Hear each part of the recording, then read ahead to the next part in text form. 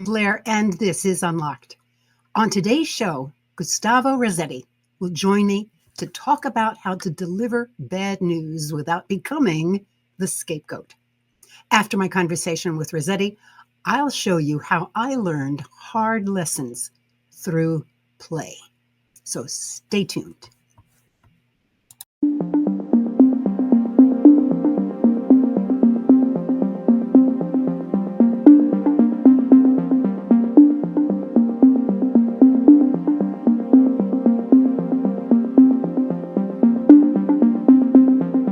Thank you for joining me today. I'm Madelyn Blair, and this is Unlocked, a show all about transforming the resilient leader in you. The workplace is anything but continuously peaceful. People leave, new people arrive, the boss changes the goals, management changes a policy, the market shifts, your computer announces the perfect improvement. Your competitor announces the perfect improvement on the product equivalent to yours. The government imposes a new tariff that increases your cost on some critical elements of your product. Your best friend blames you for missing a deadline. Today, Dr. Gustavo Razzetti is joining us to talk about exactly what happens and how you can build what he calls a fearless culture, a culture that can learn how to better absorb changes. Gustavo facilitates courageous conversations to drive culture transformation. He's a sought-after speaker, culture consultant, and best-selling author of the book, Remote, Not Distant. I'm going to bring him on screen so you can see him while I finish this introduction because there's more. Razzetti is also the creator of the Culture Design Canvas, a visual and actionable method for intentionally designing workplace culture. His insights were featured in Psychology Today, the New York Times, Forbes, and BBC. Demystifying Culture, Gustavo's weekly blog, is one of the top global Substack newsletters on workplace culture. Gustavo, welcome to Unlocked. Thank you, Madeline. Great to be here. Very excited. Me too. I follow your blogs, and you are one of the most prolific bloggers I have ever followed. You're constantly on there, and what I love is that I like what you write. I see it. Well, in my own work with organizations, I have helped them with culture issues, and I know it is one of the more challenging arenas when working with organizations. Culture is often invisible to staff, even when it is clearly evident to someone coming in from the outside. Gustavo, you work with culture. What drew you to this arena? You want the beautiful story or the real story? Your pick. Yeah, I'm going to go for the real one. It was out of frustration, right? So I spent almost 30 years of my career working in advertising, marketing, innovation. And I was at some point in our organization frustrated for many reasons with the company itself, with my role, and also looking for some new challenge, so to speak. And I realized how important culture is. I always said that when culture is working, it's invisible because we don't notice it, right? It's like just music there that we don't realize, background noise, and that's about it. However, when things are broken, it becomes super prevalent, super easy to observe for the wrong reasons. Like there are places you go right into the receptionist and you can tell there's some tension, like the person there is not happy. I always say that I work with lots of leaders, visit a CEO, and sometimes they are relaxed. Okay, come on. And when there's a lot of, they show you from one place to another, you can feel the fear, right? So that's basically what drove me, that frustration. And I realized that I want to help people, leaders and teams, make sure they don't do to others what it was done to me, but also, to be honest, what I did to other people as a leader myself. So I learned from my many mistakes, so I'm applying those concepts with my clients. I liked that last point. we all, you're right. We live in the culture, but we're also forming the culture, especially as a leader. Yeah. As I listed all the things that can impinge on the workplace, all I could think of is why is it so hard to give and receive bad news? Obviously, if the news is good, like the share price just went up 5%, there's no problem. But what if the news is bad? I have often seen people hold off on bad news rather than just get it out there. Why is it so hard to tell bad news? And why is it so hard to hear bad news?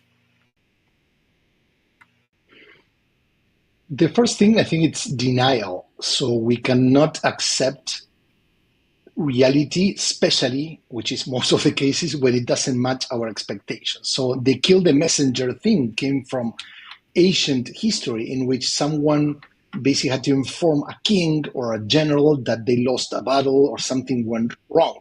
So the initial reaction was to kill the messenger, like if that act would remove the news, because you can kill the person. I use this metaphor. It's like the weather. I moved to Florida a couple of months ago from Chicago. So from one extreme, very cold to very warm. But now here we have hurricanes, right? So let's say that the weather reporter or the weather app shows me that there's a hurricane coming. You can think, oh, that's bad news. Or you can think, thank God that I know. Because with that information, I can put myself into a safe place. So my point is there are not things as bad news. They're only news. What is bad is if we don't react to it. But that requires a huge reframing. So to your point, if the stock went down, okay, what is it signaling? So the sooner we know, the sooner we can act to prevent that from continue happening. The more people stay silent, the more time leaders stay in denial, the worse things are going to be. So bad news are the news that never happen.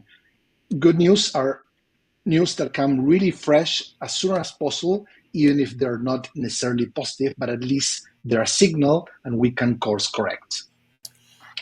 I really liked the way you reframed it. It doesn't have to be bad news. It's just news.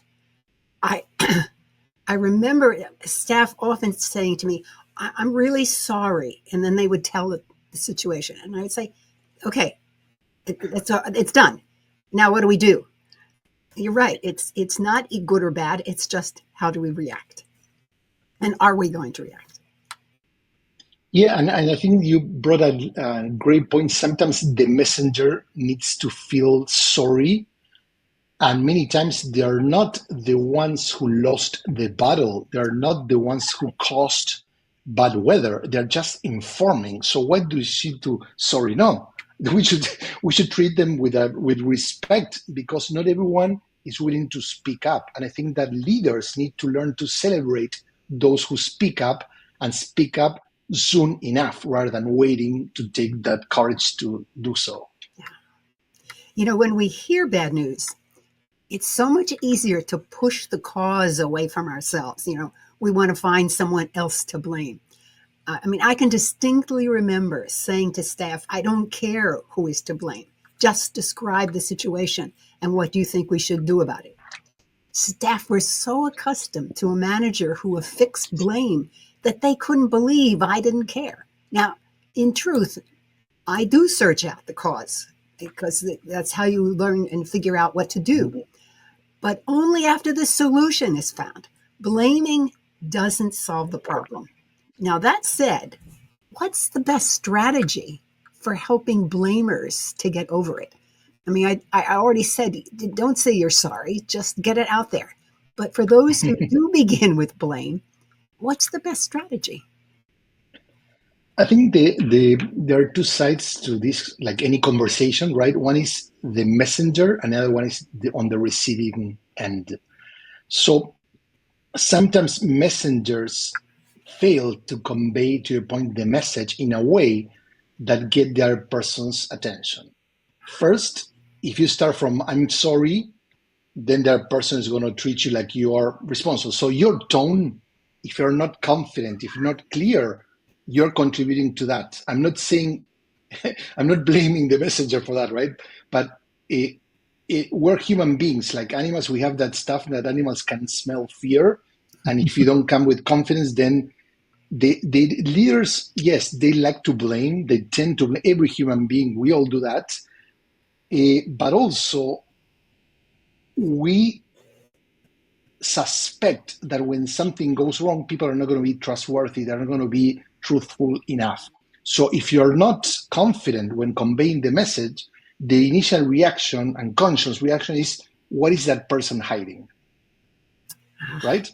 Yes. So, for example, I always tell people, go to the point, right?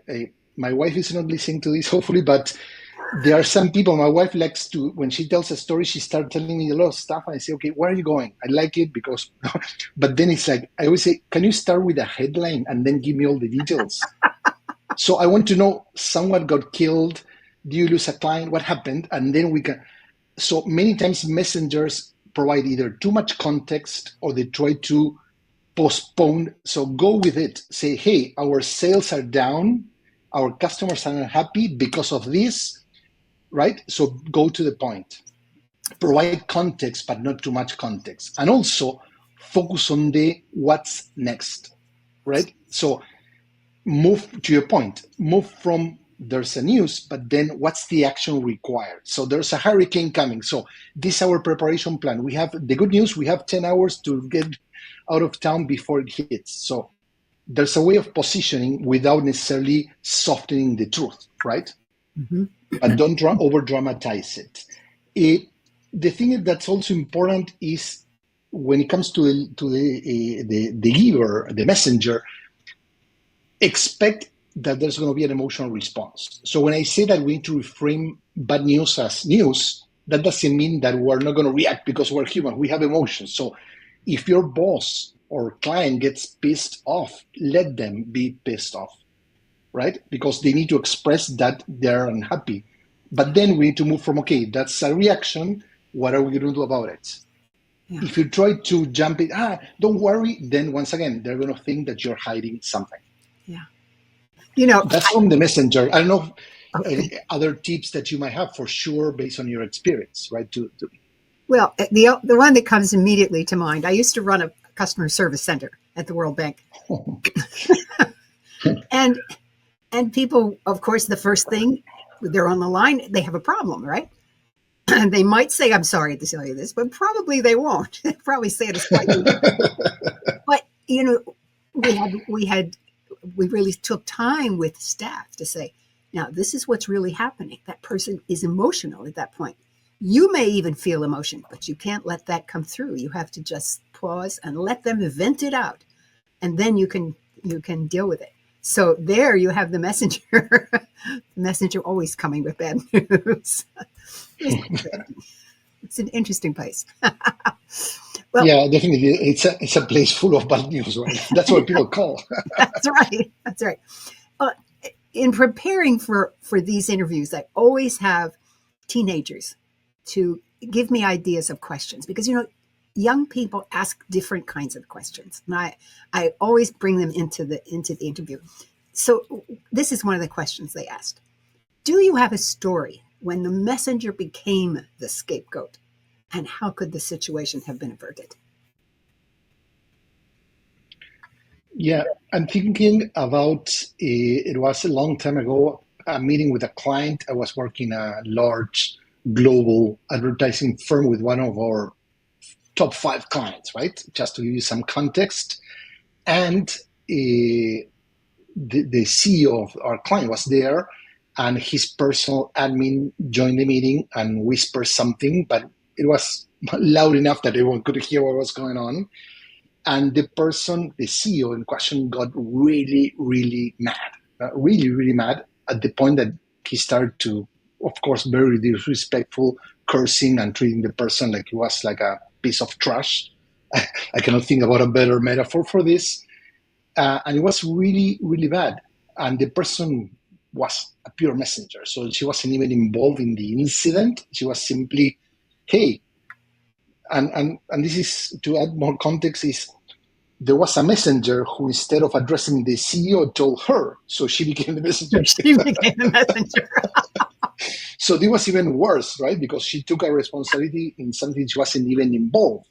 And out of basically, you're trustworthy, talk to he's going to listen. And the guy actually started threatening to fire her.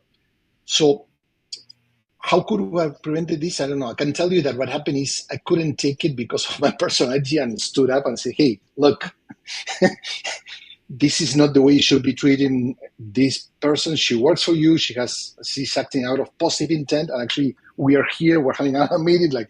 So it was really bad. I thought that I was going to get fired because of doing that.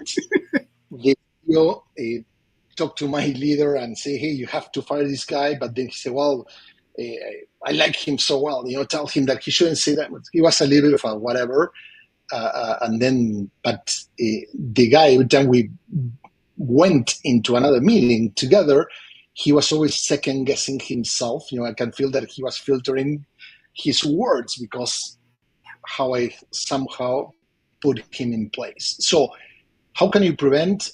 First, the person who is the messenger shouldn't find someone else to act on their behalf, right? So if you're the team leader, you should be the one informing your supervisor about the bad news. Don't find someone else. Don't send the marketing team or the whatever because that's not good. In this case, that's one of the things that happened. Second, I think this leader was completely unprepared and coached to deal with bad news, and he confused the person with the news. Mm-hmm. So that's something that I think it's important. One of the things that's important is rewarding people. So if you as a leader reward people who speak up, even if they tell you something that's really, really bad, that sets the example. That doesn't mean that there's not going to be course correction, or maybe maybe someone really screwed up, or maybe a lot of people screw up. We're going to take action. So one thing doesn't take the other. But I think that if you act in a way that people are going to be afraid of bringing up news, they're never going to do it. You're never going to figure out what's the weather tomorrow until it's too late. I think that is just a very important point, that as long as you express yourself in a manner that says to everybody, I don't want to hear bad news, you're really not going to hear it. And you're going to get surprised too late when it finally hits you. Yeah, and I think that there's something that we need to build the muscle, right? So it's not easy. This is something I tell people, that sometimes we write stuff, we share insights in our head like here, but we need to be cautious that this is not an easy mindset shift, right? Because leaders are wired to perfectionism, to everything should work, to deliver results. So when something goes wrong, that's out of their ideal role, but it's their real context. So one thing I advise leaders is, for example, to play the devil's advocate. And this is a very simple exercise. Every meeting you have, assign this role to anyone, so it should rotate, and say, hey, Madelyn, today you're going to be the devil's advocate. So that person is always going to find the issue, the negative side of the story, the challenging side of the story. So when companies are used to see that side rather than only focus on the perfection of what's working, then they are more receptive because they already build that muscle. No, they have that thick skin to talk about issues that usually people wouldn't like to address. It reminds me of a situation that I have myself, where I have tried very hard to help people understand they can bring bad news to me and they're not going to get killed. It's not my nature. I will hear it. I'll try to figure out what we do about it, and etc. And it works with professional staff because they're interacting with you. But I have discovered it's much harder when you're working with, say, the cleaning staff. You say to them, look, breakage is normal. I understand that occasionally something's going to happen. But I have never, in many, many years of working with people who are cleaning, they do not feel comfortable saying, I broke this. Or it's amazing. I've tried. If anybody has a secret, I want to know what it is, because I really have tried. I know that's a good one, and probably you find things hidden in your garbage that they broke and they want to tell you. Well, It, that's a great segue to we talk about culture, and one thing that we need to understand: the culture of a team, the culture of a company, is the result of both leaders and people's interactions, mhm, but also of our past interactions. So we all have baggage, and we bring that baggage to our current workplace. So if someone got fired or got uh, almost killed, let's say, for bringing bad news or breaking something, mhm, then mhm. they fear that in the new context, that's exactly what's going to happen because they carry over that fear. So it's not that they move from one place to another and say, "Oh, you're a cool boss. I'm not afraid." No, the fear, it's despite you being a better boss, it's because you are the boss, right? Yeah. Oh, thank you. You've just given me some real insight because, of course, people who do that kind of work for many people. They go from Mm-hmm. establishment to establishment, and you're right. Uh, they might not even remember that you said that was good, easy to do. Hmm. All right.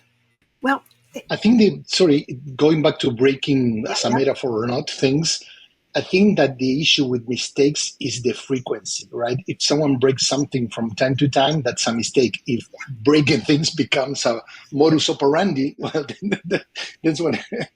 this is true. This is very true. Yeah.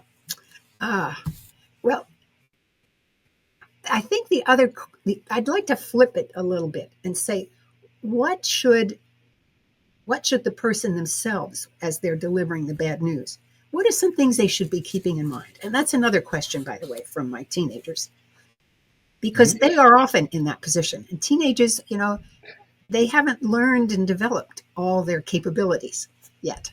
So they want to know this. Sure. Mm. I think that, and this is easy to give advice, hard to implement, like most advice, right?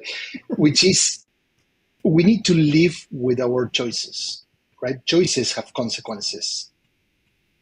But the worst consequence for me, it's remorse, right? When people say, I should have, well, but it's too late, you cannot change. And hopefully you don't bring that remorse to your ending days, if you know what I mean. So we need to build the muscle. I mean, I tell this to my kids. One of my kids basically once took my car and crashed it. A BMW was almost new. And the second one, he took it and he actually, it was total destruction. And I was pissed off, really, but I never got angry at him. And I was able, not that I do this very often, so I'm not here trying to push myself. In that particular case, I was able to find the balance between showing that I wasn't happy, but he had to live with the consequences, right? So me getting mad at him and blaming wouldn't change the fact that the car was total, but also wouldn't be a lesson. So my point for him would be, what happened in 15 years from now? It's your car that gets total, and you're having this conversation with your son Yeah. who crashed the car. What would you tell him? Wow, I hadn't thought about that, but you're absolutely right. I mean, as and I'm glad we're talking about this from a parent perspective because a lot of my audience I know are parents because of the age group of people who watch uh, that we have to remember that we are not only dealing with the bad news, we're also setting a model for how they can do it too. Good point. Yeah, and if you may, one thing that you mentioned, bad news, the the mindset that we in a context, no, because I talk about culture. Culture could be the culture of a team, but a family is a team, right? Too, Yeah, yeah, and there's leadership, and the tone you set up for bad news also affects the tone of good news. Because when you're feel or you're perceived as a parent or as a leader that don't care or are really upset about bad news, then that might convey the message, oh, so they don't care about good news either, right? So not only it would inhibit people from sharing bad news, but also good news. That's the surprising thing that I've seen in organizations. Because the point is, I fear my boss, So even telling, maybe they're going to feel that this but good news is not good enough. Mm. Wow. I'd never thought about that. To be reluctant to share good news. Interesting. Have you seen that in organizations? A lot. Oh, say more. What is it? What is it It's about the in the situation? end, it's all about perfectionism. So our relationship with mistakes and bad news is that we don't want to accept them that they exist, right? So that's why people want to kill the messenger, just to silence. But the news are going to be there; they're not going to go away. And the perfectionism is your perfectionism, so you deny bad things. Perfectionism also applies to nothing is never good enough.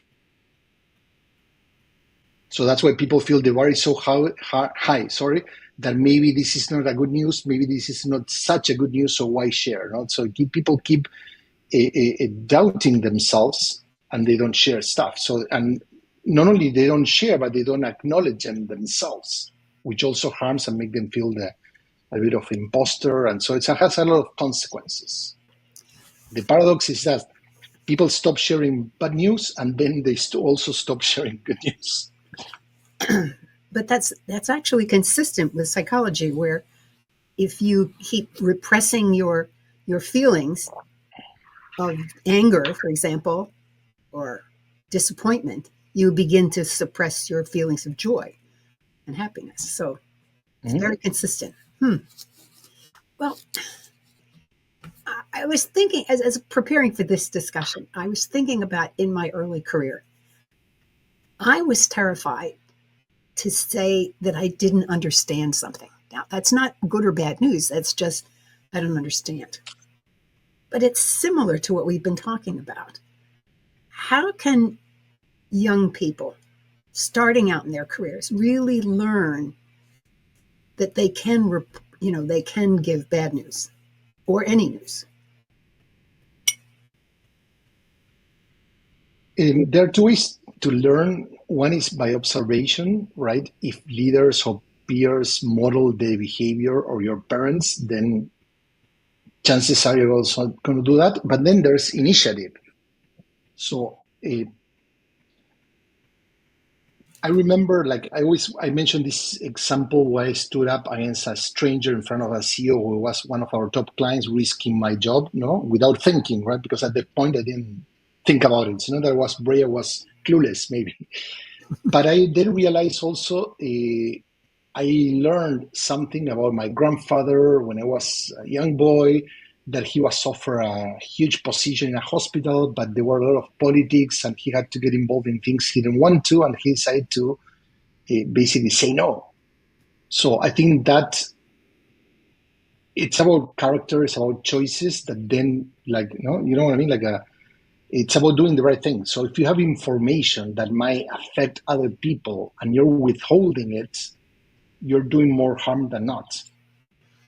We think that there's something interesting. We do a lot of research with company culture and how the pendulum has moved from very aggressive cultures to more tribal, people first, that evolved into people pleasing cultures. So everything's about keeping people happy, and happiness, it's within us. No one in a company cannot provide happiness because it's not some. And by doing that, they create cultures that it's all about appreciation. Everyone likes each other.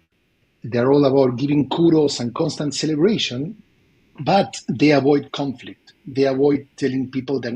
So they give appreciative feedback, but never constructive feedback because of that. So that also builds that mindset that, well, no news, everything's positive news, and we don't want that either.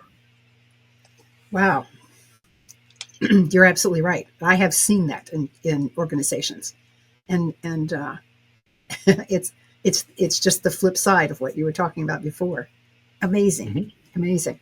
And I also liked your advice to the young people to observe how, I sometimes think, and I remember this myself. I kept telling myself, okay, I may be young, and I won't go into details, but I was like 28, and I was sitting at an executive table as a member of that board, and And how could, I had to express myself because I'm at this position. And of course, if you just do it naturally, you make all kinds of mistakes because you don't know how they talk, they don't know what the language is used. So your comments about observation is very, very important, to just have the patience that if you're there in a new place, and you don't know how people work or talk or expect, to just observe for a while. I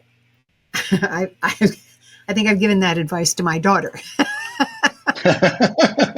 because she's That's a good very one. smart. I mean, she's incredibly smart, and she sees a problem and she wants to tell you this is the problem. So we have discussions about how much she should observe. Beautiful. It's good advice. Good advice. Okay.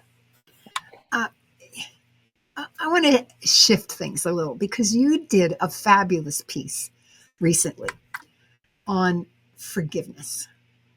Mhm. And I particularly liked the examples you give of why asking for forgiveness is relevant. You said, we've all hurt our teammates at some point by dismissing an idea, by being disrespectful, or not showing support when it mattered most.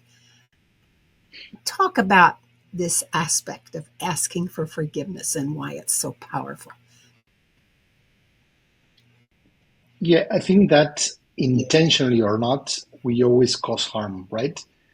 Unfortunately, in a social context, we cannot make everyone happy, but sometimes we can avoid making others unhappy or contributing to that dissatisfaction. So, eh, sometimes leading a team, you had to announce something or make some changes, and in retrospect, maybe the language I used, whatever, I could have changed certain things because I knew we were going to trigger certain people, right?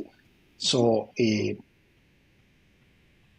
we, without getting too much into many details, but we got into a change of strategy.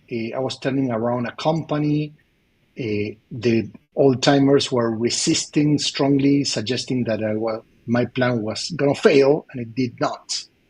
So when I celebrated, I, without necessarily doing, but I took a stab on these people. You know what I mean? Like, and I should have. So basically, and then I remember asking one of them for forgiveness, to say, "Hey, look, it wasn't about you, but then reflecting on my behavior, I shouldn't have said that." So it's not easy. Should have done or should do it more often than not. But I think that forgiveness sends the clue that first we're able to recognize our own mistakes. So that also shows that you're open to listening to other people's mistakes, right? Mm-hmm. I always talk about mistake tolerance or intolerance, right? That companies need to increase their mistake tolerance. That doesn't mean that every mistake is okay. I'm talking about the right type of mistakes that happen when you're doing things for the first time. You're experimenting, not mistakes like if you're a pilot and you push the wrong button and then crash the plane, or if you're an accountant, CPA, and then you put the cost like if it was income, right? No, those things shouldn't happen. I'm talking about other type of mistakes. So I think forgiveness plays a huge, huge role within teams because we're always, as I mentioned, intentionally or not, hurting each other. Mm. And I think you make a good point. Is it a one time thing or is it a habitual thing? Uh, there's a wonderful story that who is the famous head of GE? He was used as a model for a great CEO. I can't think of his name for some reason. Yeah, Well, I know what you're talking about. Who are you you talking know, about? well, everything about him was so perfect because he did all things right. And then after he was coming to the end of his career, his administrative assistant revealed a secret, which was when he was very young, he blew up a whole building because he did something wrong. And the board said, it's just a mistake. And he went on. And I thought, wow, that's Well, amazing. And that often happens when you have intelligent management who says this is a person with potential and will allow for a mistake. Yeah. And clearly he got that grace and then became this incredible CEO. And I apologize to this person because I can't remember his name. The person I was trying to remember is, of course, Jack Welch, known for turning GE into the world's most valuable company at the time. In 2022, David Gellis wrote The Man Who Broke Capitalism, How Jack Welch Gutted the Heartland and Crushed the Soul of Corporate America, and How to Undo His Legacy. When I saw this, I realized I must read this book to see the end of the story. I'll be sure to do a grounds for thought when I have done so. And it was That reminds me of Sergio Simon, who used to be the CMO at Coca-Cola and launched the new Coke, infamous for new Coke. the Coke, yeah. And he got the biggest bonus ever because of that, because the board acknowledged the bravery of challenging the Kubiak new Coke. So Interesting. Interesting, yeah.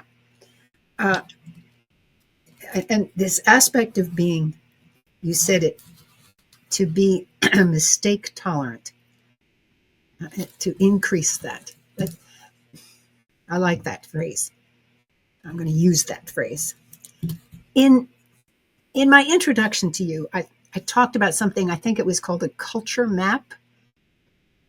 the culture canvas, yeah. That's it. Similar term, yeah. It's for mapping, so yeah, absolutely. Yeah. Can you talk about that a little bit so that people understand what it is, what it's for, and how you use it? Absolutely. First of all, like people always are looking for a definition of culture, and we never get one that really explains something that's too complex and vast. So in my research, I started to focus more on instead of what is culture, what does culture encompass? And I landed in 3 areas, which are alignment, belonging, and collaboration. And the culture canvas, it's like a map that helps you through those 3 lenses capture what's your current state, understand what's working and not, and then design the evolution of that culture. So for example, alignment includes company purpose, values, behaviors, priorities. Belonging is about psychological safety, feedback, team rituals. And lastly, collaboration, how we make decisions, how we meet, how we collaborate with each other, and the norms and rules of the organization. I really appreciate that framework. It's very, very helpful. I'm thinking about some of the work that I used to do in gender. And when you work with gender, you're working with the culture of the organization, no question.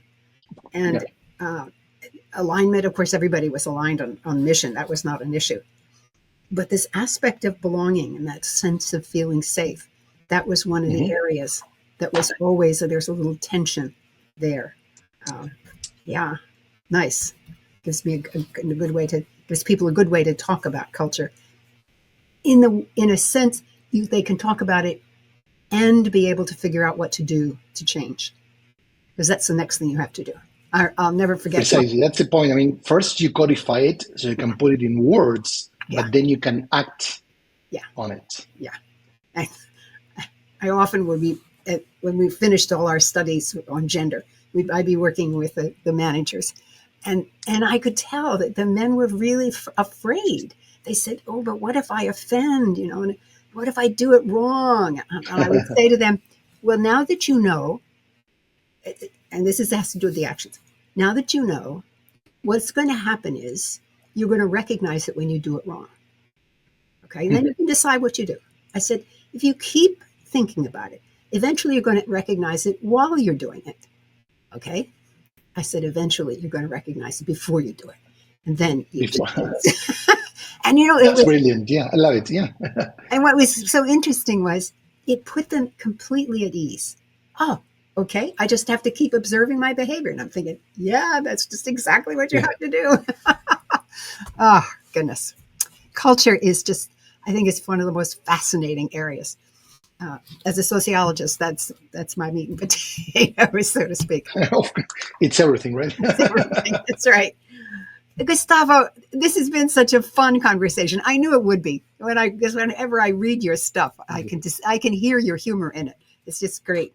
So thank you so much for this time together. Any final words you want to share with our audience? No, I think that the culture has become a more prevalent, more important topic in the organization, but still people treat it like something sacred. Culture is not a religion, it's not cult. It's something that this is the glue that brings people together and that helps bring either the best or the worst of people. So approach it without a perfectionist mindset. There's a lot of books that talk about this company, that company, everything feels perfect. But in reality, in my work with the largest companies you can imagine, nothing's perfect. And that's okay. We're human. Culture is our social interactions. So don't feel ashamed of the culture you have. Celebrate what's working and focus on what are the areas that you can continue to improve. But always acknowledge what's working. Start from that foundation. Yeah. Thank you. Excellent words. And thank you again. My pleasure. Every now and then, there is something that changes how I think about the world. Grounds for Thought is a place where I talk about these moments so that you can explore the meaning for yourself. Today's Grounds for Thought was inspired through a recent paper by Eva Goxa. It's called Embodied Ways of Knowing. Not only our heads go to school. And I think you're going to find that there's going to be some really direct connections to what Gustavo and I have been talking about. Lifelong learning is critical for today's changing world, and it is more than learning facts. Join me with your imaginations.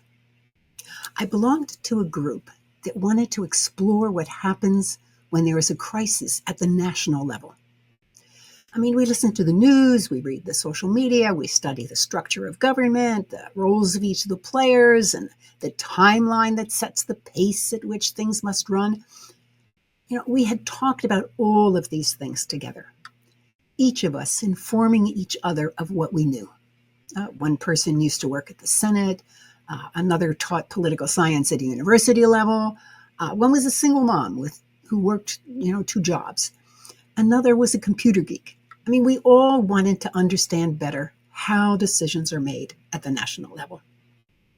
Now, the evening that we got together, it began when the facilitator passed out slips of paper with a role stated on it. I got the role of Secretary of State. The others, members of the president's staff or various agencies, the press. In total, there were about 8 of us who would participate in something the facilitator called a drama, in which we were each to play. And play was the operative word, and there were rules. How we played our parts was not up for critique. We were asked to simply play our part as best we could, observe others as they played theirs, and to respond to what they did as if the play were real. Now, the crisis was described to us, and we were given a time frame in which we could respond to the crisis from our appointed roles. Some were able to plunge in immediately. Others had to think a bit more before they could determine how they wanted to react. And there was a remarkable amount of discourse about the crisis and a partial agreement on what the government would do. And it seemed like it might actually seemed possible to find that. The experience was, if you'll pardon the pun, dramatic. The characters became strikingly clear as each spoke and acted out their part. Sometimes the improvisation, which was what it's called in theater, felt like a rehearsed play. The lines were delivered in what would likely be the time frame or of a real discussion, and the emotions expressed were likewise reasonable. Sometimes the improvisation felt unreal, as someone struggled for a response that in real life would have been immediate. It didn't hinder the play. Remember, we had agreed to accept how people played their roles. And at the appointed time, the facilitator called it, and the exercise was done. It was then that we began to talk about the experience and what we learned. At first, it was about the acting. Who was so convincing? Who seemed more responsive? Then we began to talk about what we had learned about what happens at the national level when a crisis hits. We had experienced it. We felt it. The ambiguities that arise in such a situation, the conflicts that inevitably arose when certain players tried to stay in role. I can tell you for myself, I decided I don't think I ever want to be a Secretary of State. But I came away with a renewed admiration of those who take on the serious roles of government and do so seriously. I also gained a deeper recognition of the importance of taking time to be prepared for the role and the striking limitations that policy and tradition can inflict. Every one of these can be invisible, yet are forceful in practice. In my own work with organizations, it's often the culture that invisibly guides and sometimes bends actions and behaviors. To help organizations to feel those forces, I have used play acting of particular and relatable situations to help leaders feel the impact as well as see it. My challenge to you is to think about what kinds of situations you might want to use for your team to explore these invisible constraints. For example, teaching members to listen more carefully to one another by play acting a presentation, say, of a solution that is actually one that won't work, and not discovering that until the quiet and generally ignored member of the team shares why. And the team listens. It means doing a bit of thinking to create the right situation.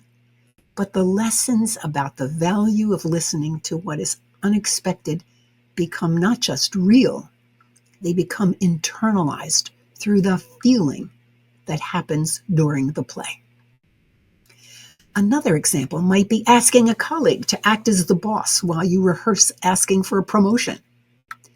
Set a time limit and some rules about realistic behaviors and see how effective your pitch is.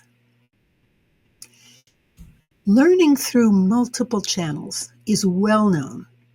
There's visual, there's kinesthetic, there's auditory. We see, we like to do things, we listen. Every course designer works to bring all these channels into play because each of us has a preference for one or another. But using acting brings the learning into the body even more than kinesthetic, so that we also feel the situation. I love the example that Gustavo gave about the manager who became furious. He was certainly feeling the situation. But effective learning happens when we are engaged at an emotional level, which means we feel it. Let's look at 3 more situations. First, practicing a presentation. When we're practicing a presentation through our whole selves, we're learning so that our bodies also feel the satisfaction of an audience that responds to our presentation in a way that is as impactful on us as on them. Second example, practicing walking with authority. When we do so fully, we're learning so that our bodies feel the confidence to walk with authority, just as much as it impacts, say, the leader who actually listens to you. Third and last, learning how to improve giving someone our total attention. This is a powerful lesson. And when we are indeed offering our total attention, even when in play, our bodies relax and they release judgment. and our total attention opens the excitement as the other person responds with the excitement of being seen. Whenever I teach this, I am reminded of children who feel seen and almost explode with joy. I'm sure you've seen this at times. In her paper, Embodied Ways of Knowing, Gokul says, applying drama in the classroom, although it may require more time, allows more and more complex learning to occur, thereby reducing the stress of racing against the clock while offering learners a rare commodity, permission to play. Where can you bring a little play acting into your work and your career and your life? We learn through our bodies. Let's use them. I want to thank you for joining me today. And I want to thank Gustavo again for his wonderful contributions. I hope you've enjoyed the conversation and learned something new. And don't forget, if you have a question and you'd like to explore it with me, please go to my website, madelynblair.com, schedule a free consultation. And if you're on YouTube, click the like button and subscribe. This helps others be better able to find the information they are seeking. I'm Madelyn Blair, wishing you infinite possibilities as you unlock your resilient leader.